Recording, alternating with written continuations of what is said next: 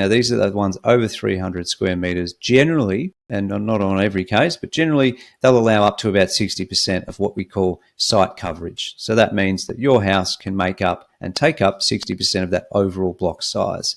Most builders' plans are already going to be designed on the basis of about 55 to 60%, depending, on the lot that they're designed for.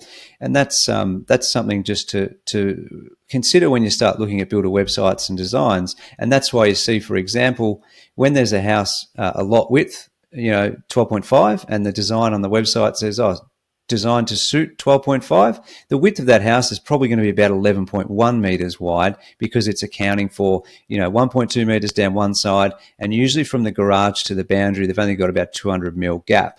And you can have that on a zero lot, which means build the garage on the boundary, which would open up the other side of the house to be 1.4 meters wide, for example. But that's why you see different block size and then the houses, their width, their dimension, their depth, etc., a little bit more narrow to factor in all of these requirements we're sharing with you now.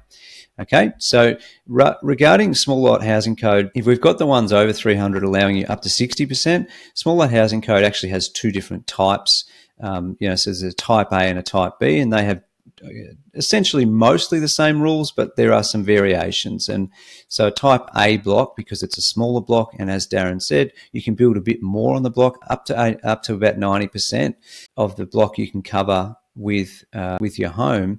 They allow you a smaller front setback. So for example, type A, you can have a 3 meter front setback, as opposed to res code that we talked about where you probably need a 4. With the type B, you can actually go even closer, 1.5 meters from the street, you can have your house sitting there, or more than that. So I guess I don't want to get too much into the detail, Darren, I guess, for our listeners, but just take away a couple of things. If you're over 300 square meters, you can build usually about 60%. If you're under 300 square meters, you can get a design that almost gets up to 90%, because you're allowed to push the house further, because you're allowed to build to boundary for a bit longer and things like that.